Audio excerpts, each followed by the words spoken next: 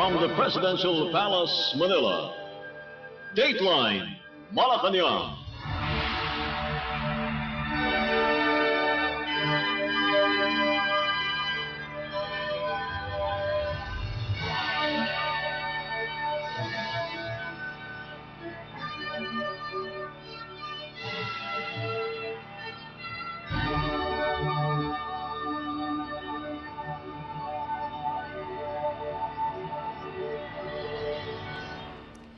Good day, this is Dateline Malacañang. Philippine President Ferdinand R. Marcos Jr. keynotes the Philippine Business Forum on his final day of his visit or state visit to Brunei Darussalam. The Philippine Business Forum highlights investment opportunities in the food and agribusiness sectors, renewable energy, halal industry, and other business ventures within the Brunei Darussalam, Indonesia, Malaysia, Philippines, East ASEAN Growth Area or the BIMP IAGA region. During the event, President Marcos Jr. witnesses the presentation of two Memoranda of Understanding or MOUs. Let us listen to the speech of Philippine President Ferdinand R. Marcos Jr. Thank you to our Trade Secretary, Secretary Fred Pascual. Please take your seats. With us today is the House Speaker of the House of Representatives, Speaker Martin Romualdez, the other members of the Cabinet who have been introduced earlier to the audience here this morning. Ladies and gentlemen, my fellow workers in government, distinguished guests, our most valuable partners in the private sector, whom we have considered to be an equal partner in the transformation of the economy of the Philippines. Ladies and gentlemen, good morning. The Philippines and Brunei share a deep connection built on a shared passion and a commitment to regional growth. We have witnessed this spirit throughout the presentations that we have heard today, from the insights of our esteemed Bruneian executives to the groundbreaking Memorandum of Understanding signed by the ASEAN Business Advisory Council, Philippines and Brunei, and the National Chamber of Commerce and Industry of Brunei Darussalam, and the Philippine Chamber of Commerce and Industry. This year marks 4 decades of diplomatic relations between the Philippines and Brunei Darussalam, a testament to our enduring partnership. We reaffirm today our unwavering commitment to regional economic integration on multiple fronts. Our shared passions are exemplified by Jollibee, a Philippine company with a remarkable success story in Brunei. There are 13 halal-certified outlets established since 1987, reflect the Bruneians' appreciation for Filipino brands. This forum is a platform to further strengthen business ties and foster economic growth within the ASEAN nations.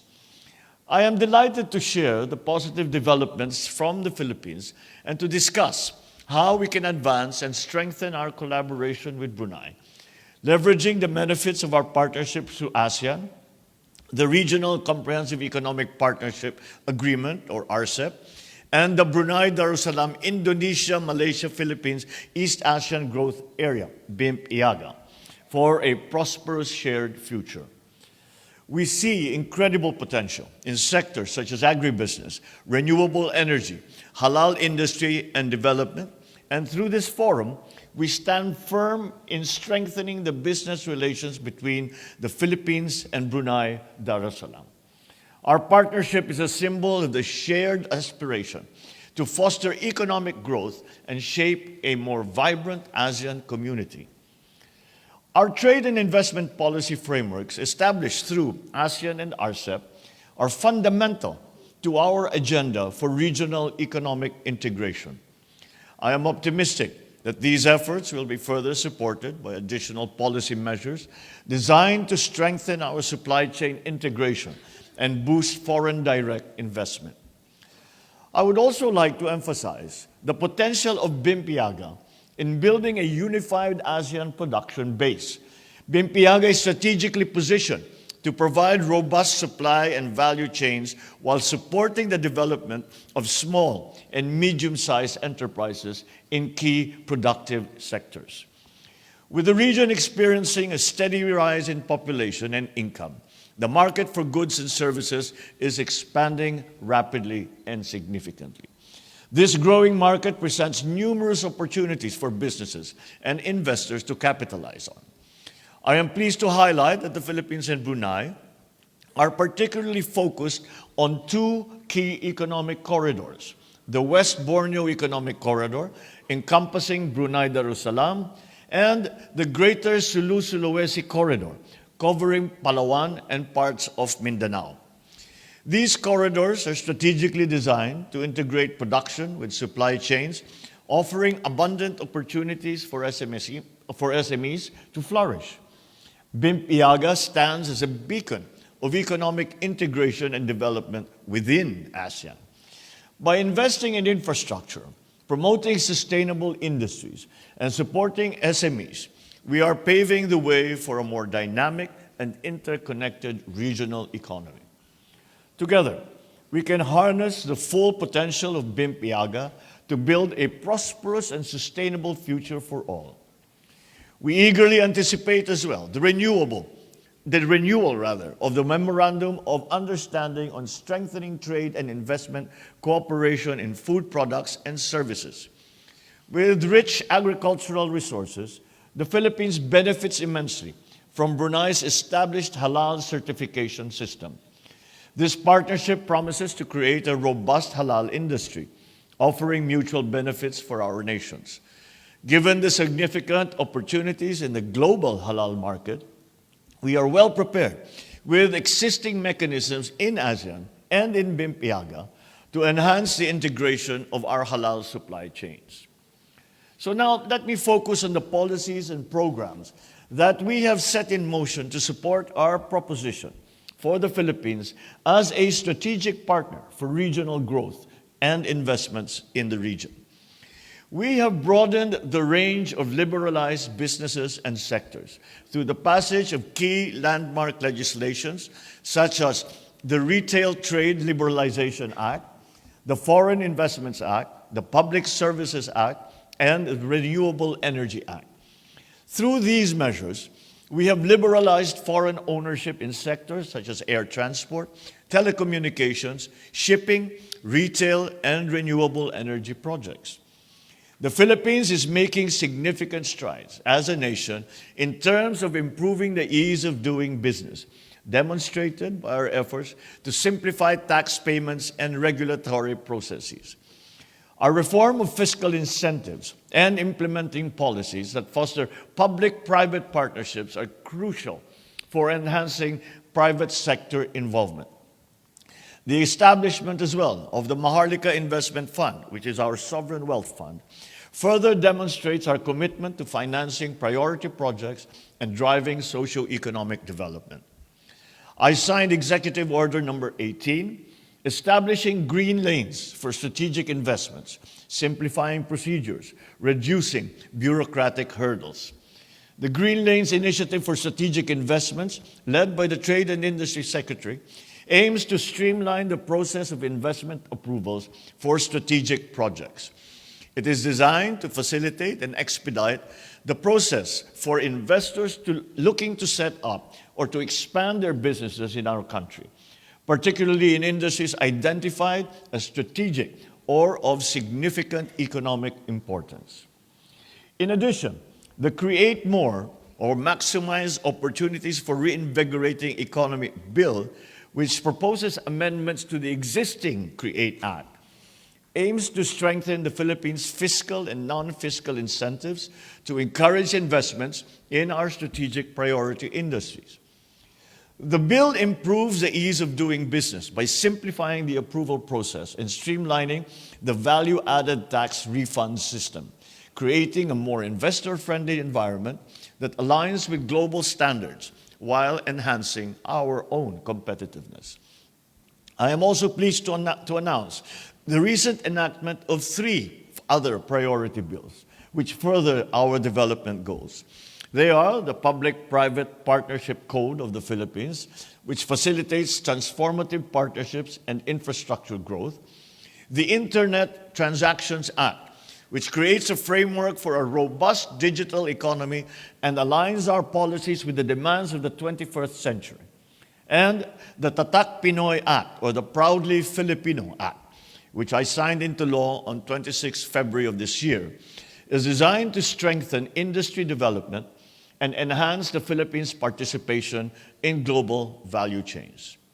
So I enjoin the business leaders of Brunei to seriously consider the Philippines as your prime investment destination.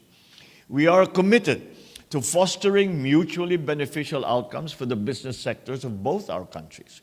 Together, let us approach the future with determination and confidence, striving towards shared prosperity and success. Let us all make it happen in the Philippines. Let us do it together.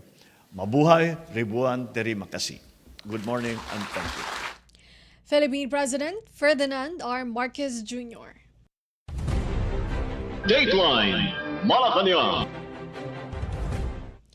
Philippine President Ferdinand R. Marcos Jr. arrived in Brunei Darussalam on Tuesday for a two-day state visit.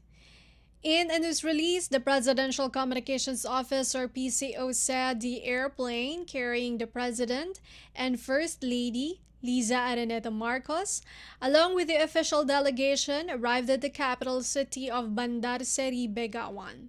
The PCO added that the chief executive was warmly welcomed by Bruneian officials. According to the PCO, President Marcos will have a general audience with His Majesty Sultan Haji Hassanal Bolkiah Muizzaddin Wadaula Yang Depertuan. President Marcos will also meet with the Filipino community in Brunei at the Bridex International Convention Center. Brunei is home to about 25,000 Filipinos.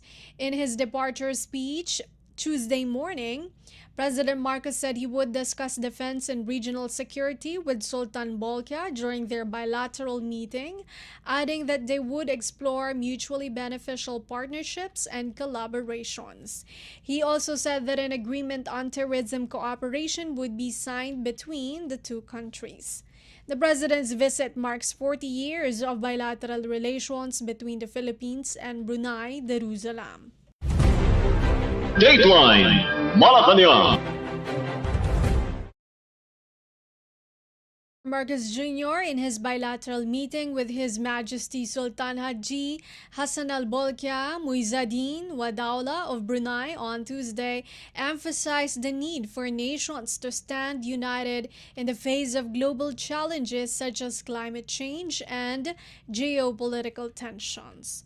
During the meeting, the President cited the need for the two countries to unite amid a changing regional and global landscape. The chief executive also thanked the Sultan for the warm welcome accorded to him and a Philippine delegation. President Marcos also acknowledged Brunei's assistance to the Philippines, especially during the early days of the coronavirus disease 2019 or COVID-19 pandemic, when it donated test kits and vaccines to the country, and the help it extended to the victims of Super Typhoon Yolanda and Typhoon Odette. Likewise, the President also thanked Brunei for its help to the Philippines during the oil crisis in the 1970s. Sultan Bolkiah, meanwhile, thanked President Marcos for accepting his invitation to visit Brunei, noting that the latter state visit is customary to both countries in strengthening their friendship and ties. Dateline Malacañang. The Philippines and Brunei Darussalam further strengthened their 4-decade-old bilateral relations, signing on Tuesday at least 3 Memoranda of Understanding, or MOUs, and 1 Letter of Intent, or LOI, covering tourism, maritime cooperation, seafaring, and agriculture. The signing of the agreements was witnessed by Philippine President Ferdinand R. Marcos Jr. and His Majesty Sultan Haji Hassan al-Bolkiah Muizzuddin Wadaula of Brunei. President Marcos is in Brunei until Wednesday for a 2-day state visit. According to the Presidential Communications Office or PCO, the MOU on tourism cooperation aims to generate cooperative tourism projects and increase tourist arrivals between the two countries. It also aims to support niche tourism development, particularly in the area of Islamic tourism and the promotion of Muslim-friendly destinations. Meanwhile, the MOU on standards of training, certification, and watchkeeping or STCW certificates allows national agencies of both countries to recognize the national certificates issued by their respective focal agencies. It also replaces and updates an MOU between the Philippines and Brunei signed in 2001. An MOU on maritime cooperation was also signed between the two Southeast Asian neighbors to further cooperation on wide-ranging areas, including pollution, skills training, research, and information sharing. The LOU, on the other hand, aims to explore further cooperation and collaboration in the field of agriculture for food security and sustainability, or rather, sustainable agriculture between the two countries. After Brunei, the president is set to undertake a working visit to Singapore, where he is expected to grace the 21st International Institute for Strategic Studies, or IISS Shangri-La Dialogue, becoming the first ever Filipino president to address the Key Defense Forum on May 30 until May 31. Dateline Malacañang. Philippine President Ferdinand R. Marcos Jr. urged overseas Filipino workers or OFWs to try investing in the Philippines by putting up their own business at home, citing the country's improved business environment and economic stability. Speaking before the Filipino community in Brunei, Jerusalem, the president thanked migrant workers for their sacrifices and dedication that cultivate the reputation of the special brand of Filipino service abroad. The chief executive also said he remains committed to fulfilling his promise of making more opportunities in the Philippines for Filipinos. This, according to President Marcos, resulted in increased investor confidence as seen in the approximately 1.26 trillion pesos worth of investments the country sealed last year. President Marcos said the projects are expected to produce 49,030 jobs for Filipinos. With a conducive business environment in the backdrop, President then encouraged OFWs to try investing in the country to help the economy flourish further. Let us listen to the speech of Philippine President Ferdinand R. Marcos Jr. during his meeting with the Filipino community in Brunei, Jerusalem. Maraming salamat sa ating kalihim ng Department of Foreign Affairs sa kanyang pagpakilala. Magsiupo po tayo. Kasama din po natin ang Speaker of the House of Representatives, Speaker Martin Romualdez. Importante po na kasama natin ang ating mga kongresista dahil po marami po tayong hinihingi ng mga pagbabago sa ating mga batas at ang mga bagong batas na ating kinakailangan upang maging matibay ang ating mga polisiya para sa ating ekonomiya at para sa ating lipunan. Kaya po ay lagi ko po siyang sinasama para makita niya kung ano yung mga pangangailangan, hindi lamang sa Pilipinas, kundi pati na sa ating mga OFW. Andito po, kasama din po natin ang Secretary ng Department of Agriculture, Secretary Kiko Laurel. Nandito po siya dahil alam niyo po, naging priority po sa ating pamahalaan ngayon, sa ating administrasyon ay ang agrikultura. At ngayon, habang nandito po kami, ay kaninang umaga, naglagda po tayo ng Memorandum of Understanding sa gitna ng Pilipinas at saka ng Brunei Darussalam. Kaya po, ito po ay tutulong sa ating sektor ng agrikultura.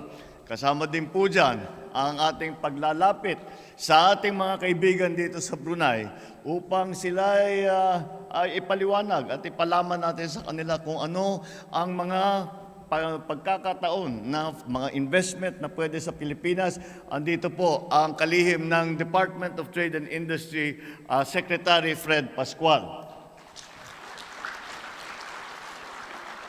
Ganon din po at meron po tayong kasunduan sa gitna ng Brunei at ng Pilipinas tungkol sa itinatawag na people-to-people na exchange na sinasabi.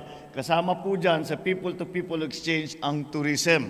At alam naman po natin ay napakaganda ng Pilipinas at sa ating palagay, ito'y malaking dapat natin ipinagmamalaki sa buong mundo upang naman ay tayo sila ay makabisita at makita nila hindi lamang kung gaano kaganda ang Pilipinas, kundi kung gaano kababait at gaano mapagmahal ang mga Pilipino. Kaya po nandito po ang Secretary ng Department of Tourism, Secretary Cristina Frasco.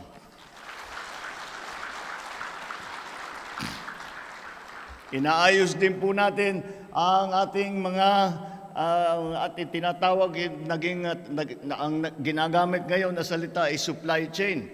At ito po ay pangailangan natin upang ang ating mga mga magsasaka, ang ating mga manggagawa, lahat po ng produkto nila ay makarating sa merkado kaagad at hindi masyadong mahal, kaya't kailangan ayusin po ang ating transportation system, hindi lamang para sa ating mga produkto, kundi na rin para sa ating mga kababayan. Nandito po ang Secretary of the Department of Transportation, Secretary Jimmy Bautista. At malaki pong bagay ngayon, malaki pong aming pag-iisip tungkol nga dito sa issue na ito dahil nakita naman natin masyadong maraming gulo sa iba't ibang bahagi ng mundo at nagkakaproblema sa presyo ng langis at sa supply ng langis. Kaya po tayo ay naghahanap ng mga kasama, ng mga katulong at tayo din ay lumilipat at ang Pilipinas ay umaalis na sa tinatawag na fossil fuel. Yung coal, yung mga langis, yung crudo, lahat po yan. At tayo lumilipat na rin sa tinatawag na renewable. Ang renewable po yung mga wind energy, mga solar energy. Ang namamahala po dyan ang ating Secretary of the Department of Energy, Secretary Popo Lotilla. Sa dinami-dami ninyo na OFW na galing Pilipinas, ay talagang kailangan natin bigyan ng isang departamento na walang katungkulan kung hindi alagaan ang kalagayan ng ating mga OFW. Ito po ang pinakabago na departamento sa ating pamahalaan. Ito po ang departamento na talagang tumutugon sa sitwasyon ninyo, mga OFW, sa mga problemang nahaharap sa inyo kuminsan at sila'y tumutulong. At ito po ang namumulong ngayon po dahil po ang unang naging sekretary po dyan ay umaong na at sayang naman at siya talagang nagsimula nito. Ngunit mahusay din ang ating sumunod na Secretary of the Department of Migrant Workers, Secretary Hans Kakdak.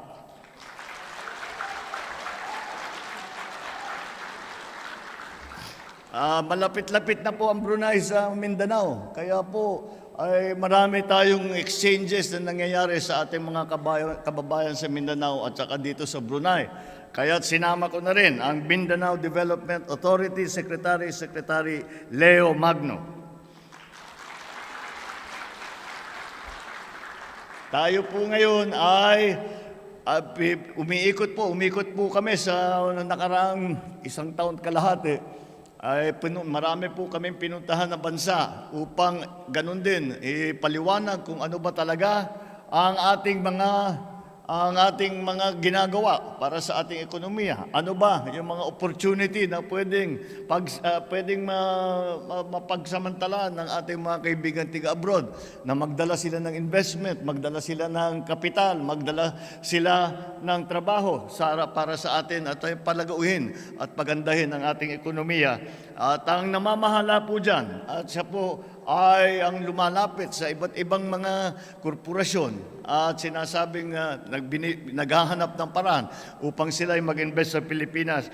Ito po ang ating Special Assistant to the President for Investment and Economic Affairs, Secretary Dec Go.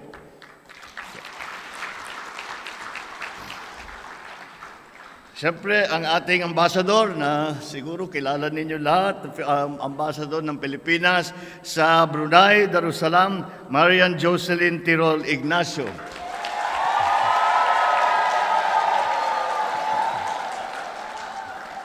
Na marami na po kaming inikutan at lahat po ng pinupuntahan namin, siyempre binabati namin ang ating mga kapwa Pilipino at nagkakaroon tayo ng konting programa kagaya nito. Pero dito lang sa Brunei, merong yearbook. Ngayon lang ako nakakita ng ganyan. Congratulations, Ambassador. At hindi makukumpleto ang aking pagpakilala pagka naman hindi ko mapakilala sa inyong lahat ang aking First Lady Luis Araneta Marcos.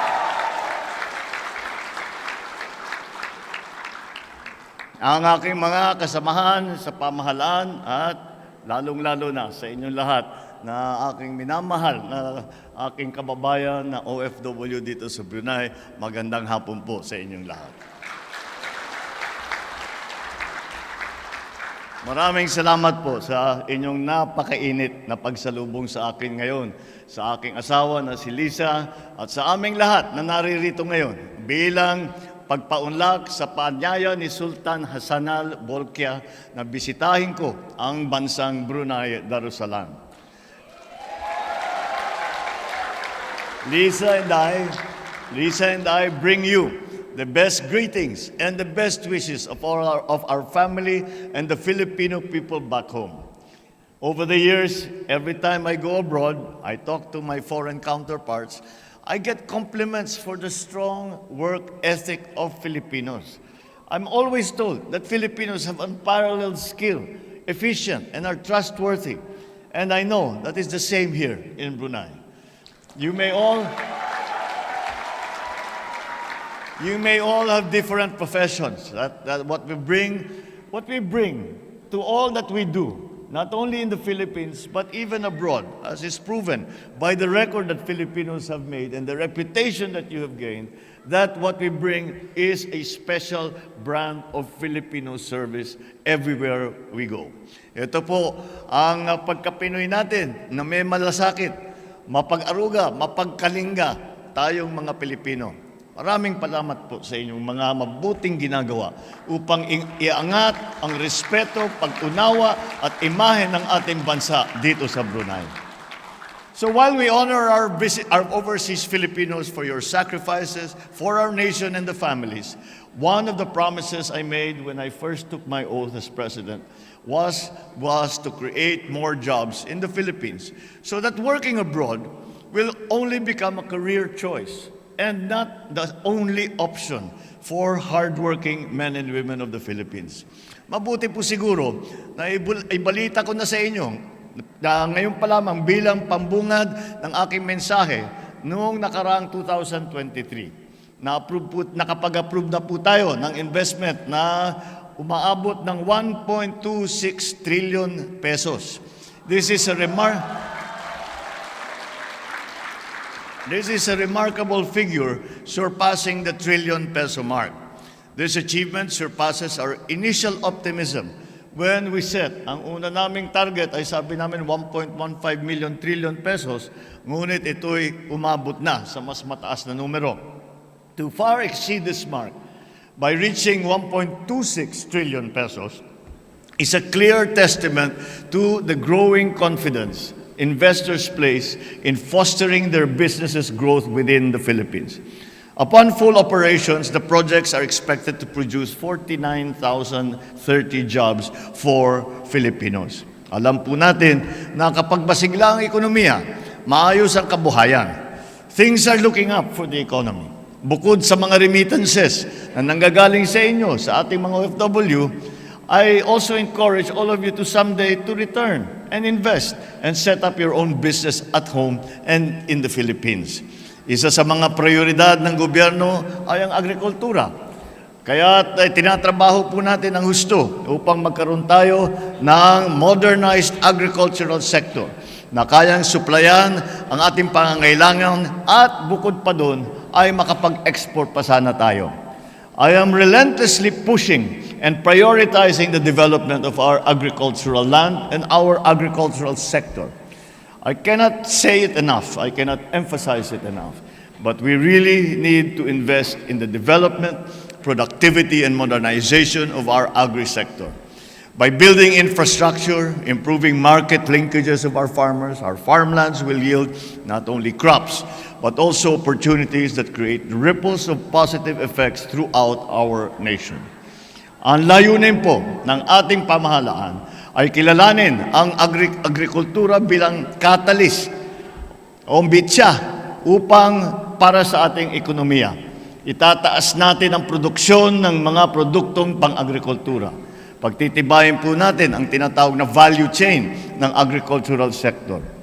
Sunod po sa aking listahan ay naging iay ang infrastruktura. I've said it before, uulitin ko na. We will build and we will build better and we will build more. I seek to widen the focus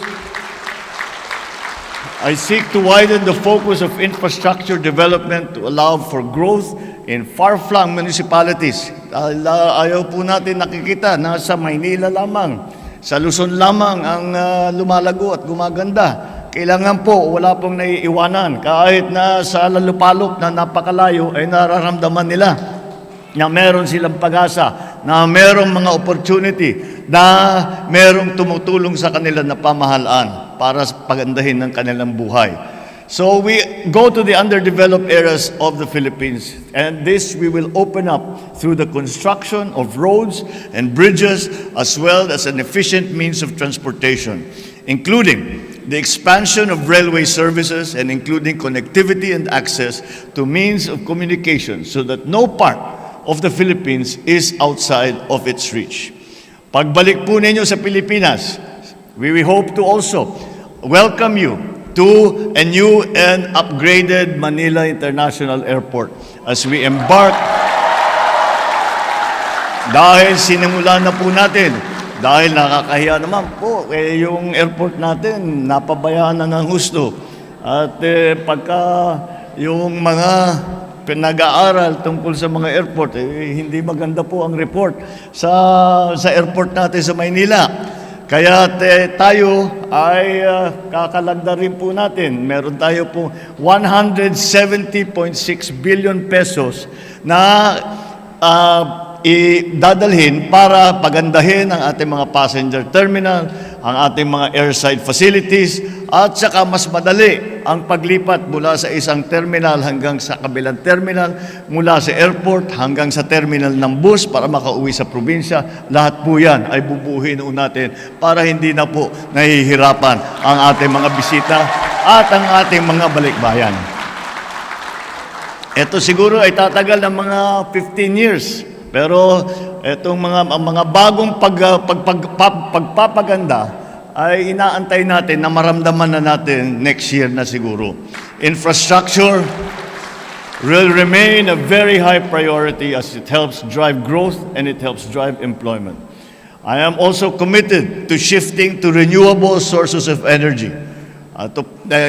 Kagaya po ng aking nabanggit, ito gagamit po tayo ng wind power, yung mga windmill, yung geothermal, yung biomass, wave power, hydroelectric power generation, para magkaroon naman tayo ng mabilis na pagbalik ng ating kuryente pagkatapos ng kalamidad, ng mga pagka may bagyo, magmelindol, may baha.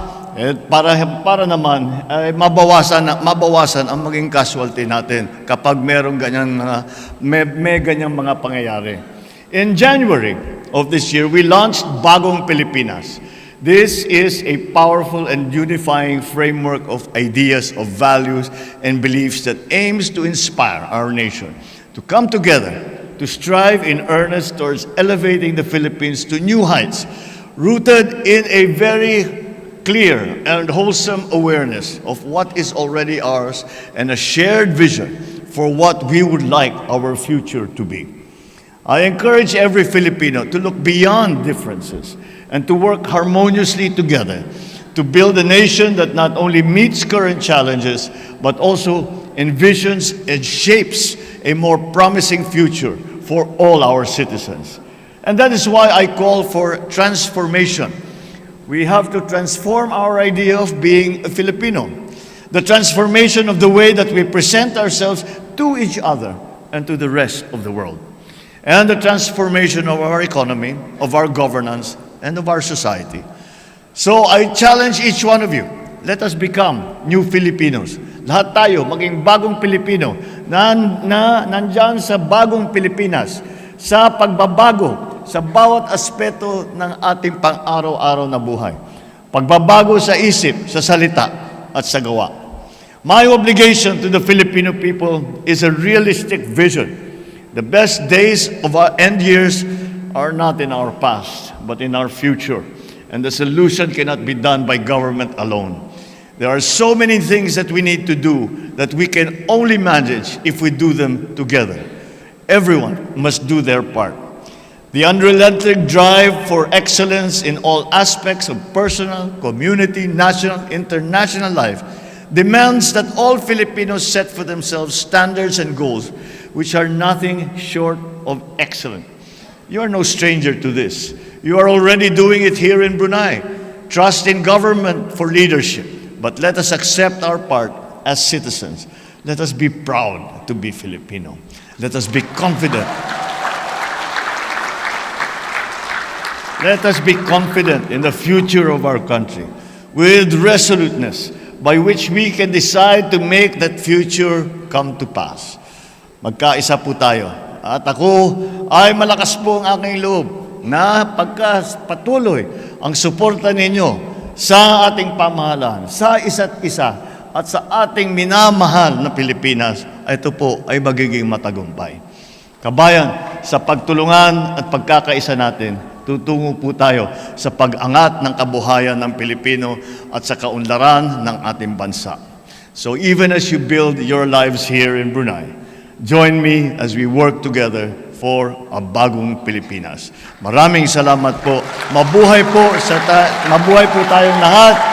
Mabuhay ang bagong Pilipinas. Magandang hapon po at marami pong salamat. Philippine President Ferdinand R. Marcos Jr. Dateline Malacañang. And finally, for Dateline Malacañang on Tuesday said Philippine President Ferdinand R. Marcos Jr. has named the former president of the Philippine Judges Association and retired Marikina Regional Trial Court or RTC Judge Felix Reyes as chairperson of the Philippine Charity Sweepstakes Office or PCSO.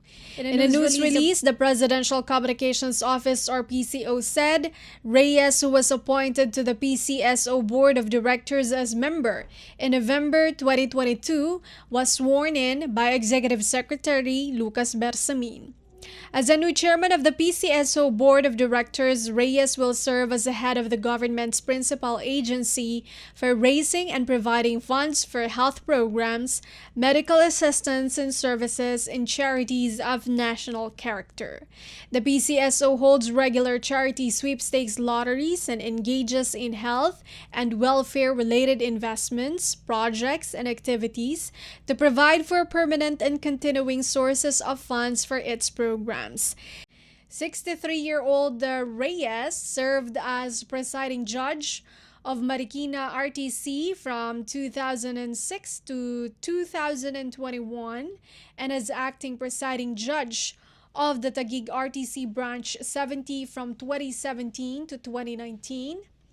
RTC Lipa City from February 2011 to September 2021, and RTC Calamba City from 2011 to 2013. Dateline Malacañang. And that is all for today's Dateline Malacañang. For Radyo Pilipinas World Service, this has been Bea Gaza. From the Presidential Palace, Manila, Dateline Malacañang.